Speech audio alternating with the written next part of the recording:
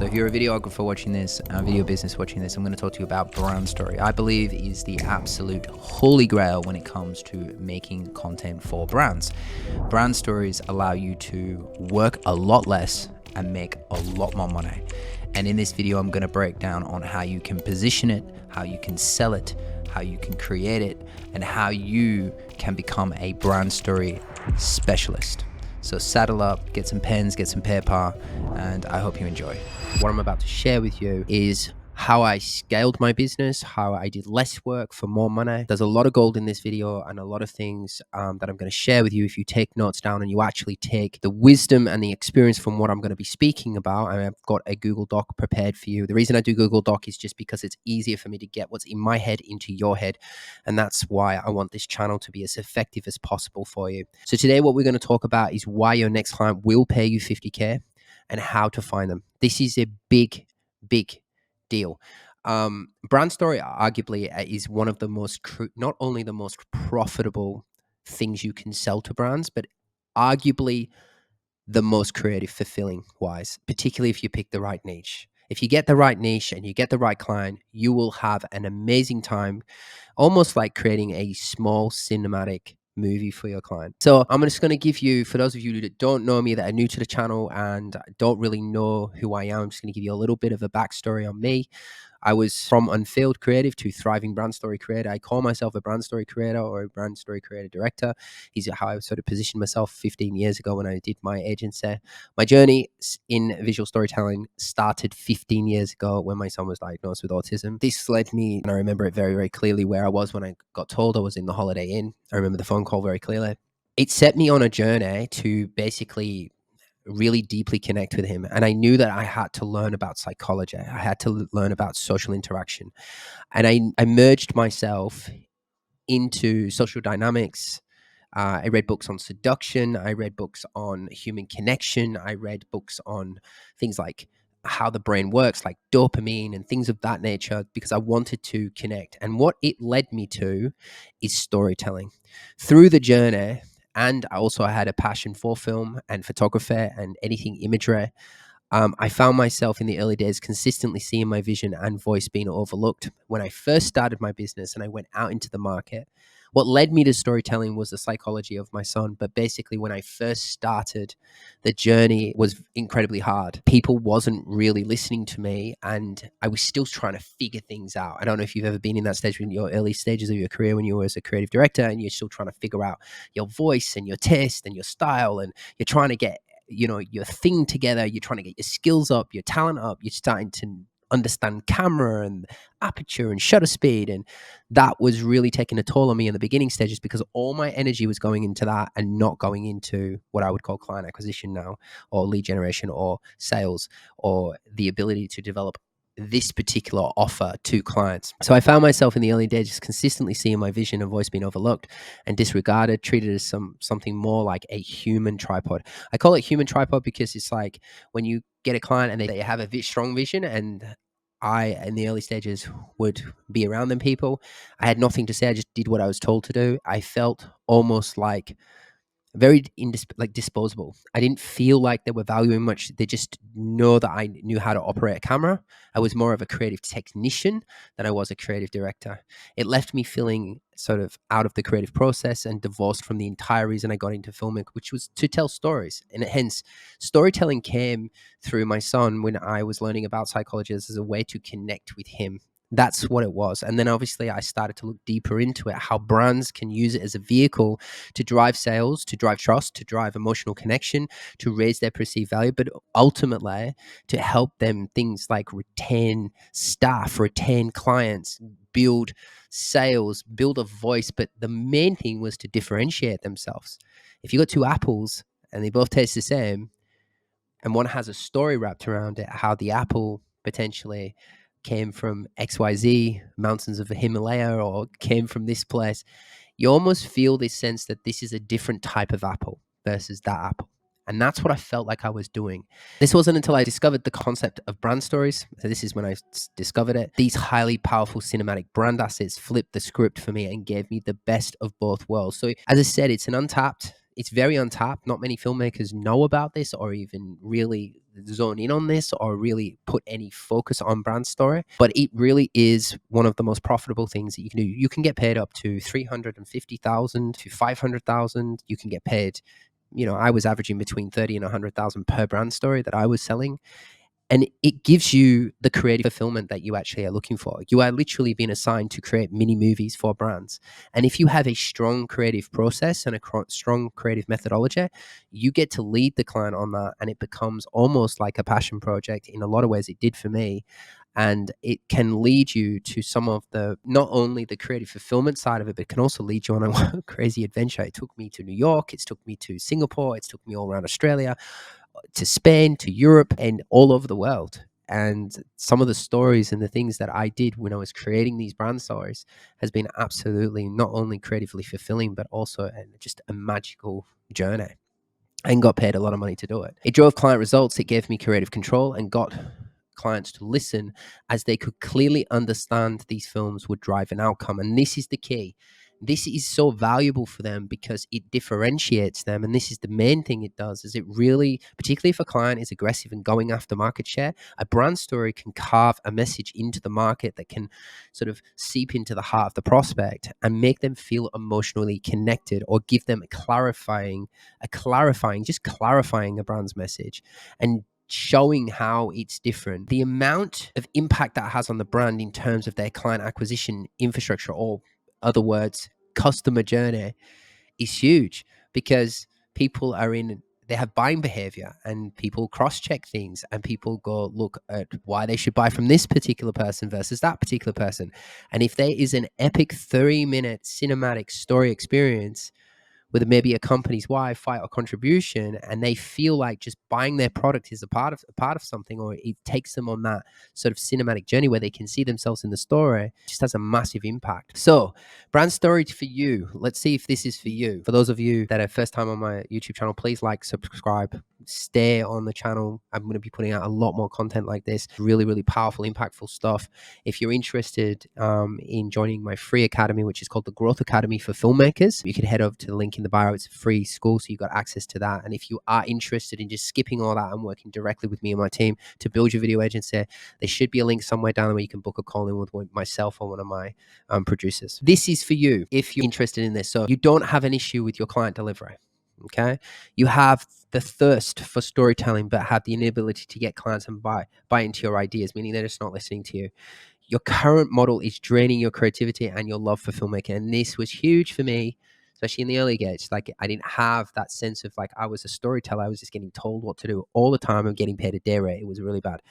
You start to feel the impact of 18-year-olds undercutting, and this is a big thing. Camera gear is coming down, AI is coming out, we're all at risk, and you're starting to feel like the guy that's running around with the 8K camera is 18 years old and can take a pretty shot, and you're starting to feel that pinch as well. I've spoke to a lot of very seasoned, award-winning storytellers that are feeling the younger market coming through, taking these pretty shots, using things like AI and filters and things of that nature to speed up their process, and then they're not getting the budgets. You see other people doing the work that sparks your passion in the industry, but somehow after countless late nights, month on month, quarter after quarter, you're stuck in the same position, doing mundane work, covering the bills, and make it as a creative, but not the type of work you're proud of or got you in the industry to create. You can't turn those unfulfilling one projects into long-term retainers, partners, and even if you can, you haven't figured out how to get them into a position where will take your creative input seriously. So if that is for you, this video is for you. Stay tuned, get some popcorn, and get a notepad out and start taking notes. If you're watching me on your phone, just open up another section with notes and just take the notes down where you see the value, or where you maybe can take something from this that will actually have an extraordinary impact. Again, subscribe to the channel. We've got more of these type of videos. So how it feels stuck being a human tripod. For me, if you're in the same position I was in the early stages of my building my business agency, you might relate to these feelings. I was unable to control the creative, which drove me crazy.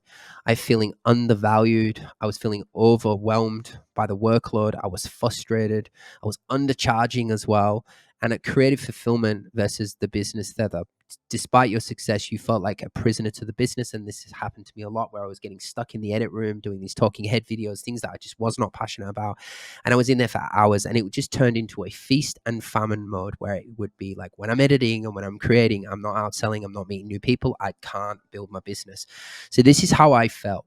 Now, the power of brand stories and why they're so important. A unique brand story sets, and this is why it's such an untapped sort of part of our industry that I feel like, Clout, my company, is leading the way on, because we're sort of trying to build this brand story revolution that more filmmakers tap into this, because it gives you the ability to do less work, more higher quality work that is literally more creatively filling, but you are going to get paid if you position it well and you know how to sell it. So a unique brand story sets a brand apart from its competitors, making it more distinctive and valuable in the eyes of the audience. This differentiation only justifies the higher price. Now, so again, if we said apples and apples, let's take 2 pens. If you have one pen, let's say they're used pens and they're $1 each. You got one big pen, you got another big pen, same color, same features, same benefits of having a pen. One pen was used by, say, Steven Spielberg to write Jurassic Park, or used by Michael Jackson to write Thriller, and the other used pen was just nothing. How much do you think that pen versus that pen is? It's got a story that is wrapped around it. So it's not the product and service people are buying, it's more the story that you wrap around the product and service, because it's a form of differentiation. It's a way of making them stand out so that they can captivate more of the market and get more market share. Video versus brand story. Brand stories have the power, staying power, by focusing on the core stories they are impervious to the 24-hour social media cycle. What I mean by this, but instead can be used repeatedly and create a lasting impact. What I mean by this is videos like on social are typically disposable media, because it literally goes up for 24 hours and then it goes down. Brand stories are more like assets. They're sales assets that can be used for up to 10 years if they're told in an evergreen manner. If you got a really good creative director, i.e. you listening, yes, you, and you tell that story in an evergreen way, you're going to have a way more higher chance of them using it over and over and over again. Again, it justifies the reason why the price point is way higher than just a 60-second reel, because it's going to get thrown away after 24 hours. What the heart loves, the mind justifies. Brand stories build trust and foster loyalty amongst customers. This trust encourages repeat business and referrals, allowing brands to command higher prices. This is because instead of leveraging short-term sales tactics, brand stories leverage the emotional storytelling to impact the customer's buying behavior. And I cannot stress to you how key and important this is for brands. This not only raises the trust, it increases the emotional connection and attachment to the product and service. They can see themselves in the story, which is the biggest form of connection. If someone can see themselves in something, i.e. when we listen to music over and over again, it's because we see ourselves in the story. It raises the perceived value and ultimately differentiates them. And this is the reason why. But once you start to create brand stories that creep into someone's heart, you're literally a powerful, powerful weapon. It's dangerous, when you can tell them type of emotive storytelling, when you actually, people are laughing and it's going into their chest because it's so funny, or because it's got meaning, or because the action is so exhilarating, or because it's really trying to sort of strike a chord with the person watching it. It's super important to understand that if you develop that skill and sell that, especially for a lot of you watching this are super skilled in what you do, that if you can create this for them, the amount of impact that it will have on revenue, retention, brand equity, market share, all them things, it's huge. So while you may be sitting there thinking, well, it's only one video, what does it mean 50K? No, it could be the thing that generates millions and millions of dollars. The perfect brand story client, obviously ROI is really important. A barbershop's not going to be able to afford 50K because they have to cut a lot of hairs, or a coffee shop, you want to be very careful with that. You want to make sure you go after things like property developers, like financial health, things that where they sell typically more than 2,000 or 2,500. It would be like a coffee shop versus a developer would be completely different. They sell different products. So you want to make sure that if you're going after craft brand stories per se, that you're going after sort of the higher end market. Ideal industries, ideal brand story clients are suffering from a lack of emotional connection and are willing to leverage storytelling to differentiate themselves.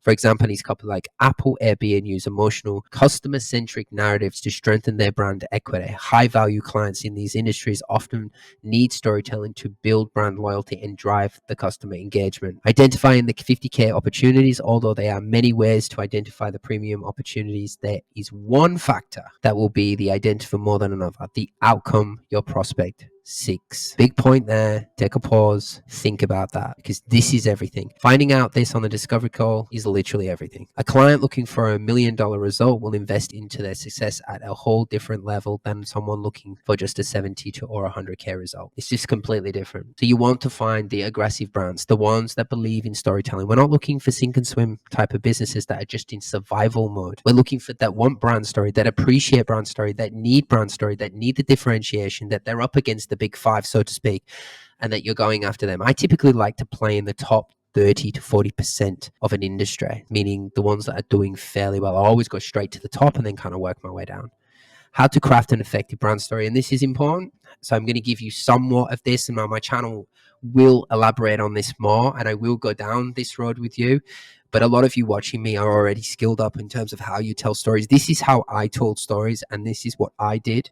But a lot of you listening to this have your own formulas and frameworks. And in the comments below, if you tell me you want more of this and you want more of an in-depth training on this, I can release that for you. Just let me know. So the key elements, there's 4 key elements to a brand story. There's the drive, what do they want beyond what they already have? So desire plays a massive thing. Motive, the why behind, what's going on behind that. Why do they want what they want? And then what is unique about them? And there's many different formulas out there. A lot of these I got from either other filmmakers or, people in Hollywood.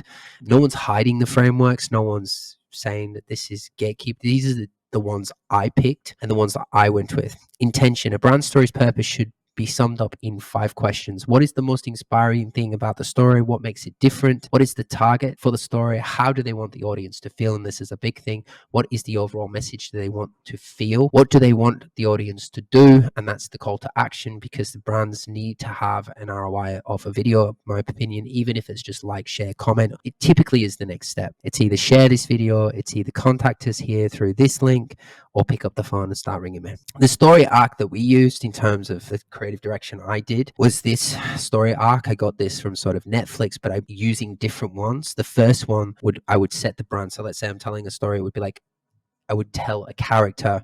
For instance, I did one on You Are Enough. I think she was making a cup of tea or something, and she starts telling the story of her being in just sort of this normal world. But they desire something. They desired something more. They want something more. And this sort of, in my opinion, a character that wants something is the character we'll fall in love with. This typically will make us fall in love with somebody when we can see they have a burning desire. Then they enter an unfamiliar situation. Now, this is what keeps the viewer watching, because now what's happening is desire meets conflict, which creates questions and creates curiosity. What will happen to this character? Now, this character can be the brand itself. It could be the customer of the brand, or it could be the owner of the brand or a staff member of the brand. But it could be that somebody working with the brand had a normal world. They were desiring to do more for their customers, and they wanted to have a greater impact. And then this big thing threw them off course. They end up adapting to the situation, and then they end up getting what they want with a big impact. But the part that I really love is part 6, is which they pay the price. Now, if you've watched the latest James Bond, you'll see them use this formula in there where he actually gets what he wants, but he ends up having to sacrifice his life because he saved the girls, his daughter and his mom. He got them all off the island, and then it all got blown up at the end. He paid the ultimate price. And then the film sort of returns back to normal life, having learned something. And this formula is a really nice way of telling the story. It's about it's basically the brand is in a world of comfort, somewhat speak. They desire something. They enter the unfamiliar world. And you can see the formula in everything you watch, particularly in Netflix, particularly in Hollywood, particularly with really high-level brand stories. They use similar types. Now, you may only use, say, 0.2 to, say, 0.7, and you may drop 0.8 and 0.1. But I like all of these 8 points. So definitely very powerful. Take a screenshot of that if you're on the phone and put it in your notes. This is not limited to physical location, but it's more about how you communicate the story visually, both in literal and symbolic ways. I typically would look at things like the environment. I would look at scenarios or situations. I'm always looking for things like symbology. Symbology is a really big thing. So you can take certain objects or certain things, and symbology will carry that story forward. And now with AI, thankfully, I don't think AI is that much of a threat to us. I personally think that we can use it for symbology or for certain situations to amplify a certain scene that we need to see. Movement is more around the time and location of the day, is in terms of our visual representation of the story. The brand story types of stuff that I did and sold. Obviously, the origin story, how a brand, business, or idea came to life. People are very interested in this. How was the Lamborghini made? How was the Ferrari made? The impact story, if we're going on the Ferrari, how has the brand had an impact through the client's eyes? So you would take someone that owns a Ferrari and maybe tell a backstory of their struggle, and that they had a lot of financial difficulty and that they had to build this business, and then their symbol was owning and buying this Ferrari, and then this open wide shot of the countryside, with this thing just going crazy and just feeling that sense of freedom, could be a very powerful story. A value story is why as a brand embraces their values and why they stand for it. This is very good. Ferrari story would be to the staff, to keep the staff and the product and the delivery system really high. Education stories are fantastic for things like long form, like YouTube, and obviously safety videos and things of that nature to teach key concepts and ideas. Contribution stories share a greater vision for the brand. So basically, like any company that's even like a lot of millennials now won't even buy a t-shirt unless it's saving the planet, right? A lot of brands are recognizing this. And so they are digging deep and going, well, what kind of things do we believe in? What contribution are we giving to society? And these higher level brands that are actually doing things that value story are very into these sort of contribution type storytelling. The fight story is also a very good story. This is about taking a stance. So me versus them. This is a very powerful, controversial, viral piece story when a brand or a person or an entrepreneur or someone that you're doing a fight story can really take a stand and really say, look, I believe in this. This is what I believe in. And it does create that conflict and can create a virality to the piece. Not saying it's guaranteed, depending on your skills and what the trend is and what the market would do. You can never really control that, but it definitely has more of a chance if you create more of a fight story. And a lot of these particular types of stories, you can actually mish and mash these together into one major brand story. Why something came, the fight to create this or the fight to do this, and then the overall arching contribution. So I used to do that all the time. The why story is a humanizing thing. It's one of my favorite stories. It's actually the brand story that I love to tell the most. It's really humanizing a person, particularly if you've got a very big, important CEO and people are afraid of the person, or they don't see their story inside their story. They can't see it because they're too above them, or because they have too much superpowers, or they are very powerful. These why stories are very good for humanizing celebrities, humanizing powerful people. I had many CEOs that I worked with that were just disconnected from their staff because people were thinking that they couldn't see themselves in the story. So I created a why story by telling the backstory of how they came to be. And then people start to relate, connect, and changes their whole life. A big thing here is don't get romantic. One mistake I made for too long was caring more about getting an emotional response from the audience. I got too romantic, and this was a big problem for me. The focus should be on the desired outcome of the brand. A lot of us get into this to tell these powerful stories, these stories that are going to transcend, and we can get way too romantic in a sense that every shot has to be absolutely perfect. Like there was many times client would approve something from me and I still wouldn't be happy with it. I wanted it to do this, or I needed this sound to be there, and I was bottlenecking myself. And I think that you just got to focus on that you're a storyteller that is trying to help have an impact on a brand. You're not getting paid to be the next Tarantino, even though you want your work to be remembered and you probably want a legacy and everything in between. Just remember you have a business and a family to support. You have people, and you can always get better as you go, but don't try and get fixated on everything that you're doing. You get paid to drive an outcome so you can understand the outcome and the mechanism in the client's customer journey. journey. And that's the main thing. You're building out customer journey, building these brand assets that are going to help. How to get Tret like a brand storyteller is a really powerful one I want to talk about. Creative direction is the big thing.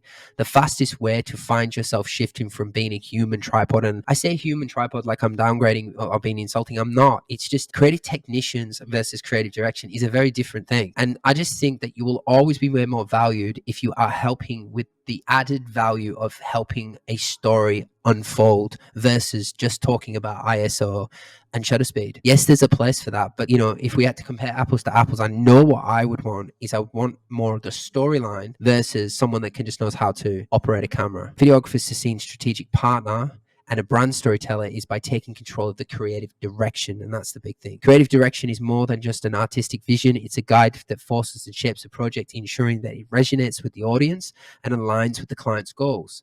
It involves clear vision, strategic storytelling, innovative visuals, and thoughtful editing. This is really key. Using a unique methodology, and I want to do a whole series around this soon, that I know a lot of you would really see a lot of value in. We talk a lot about this in the 500K Brand Story Creator, which is a high-level program for the filmmakers that are doing between 8 and 15,000 that want to scale up to 50K a month. The unique methodology is a big part of what we're doing here, and this is the way you get prospects buying into your position as a brand storyteller and not as a human tripod, is through having your own creative methodology. So having your own particular way of processing things, mechanisms, your own way of making your creativity stand out and shine. Recently, we just worked on one creative methodology, we called it the mic drop.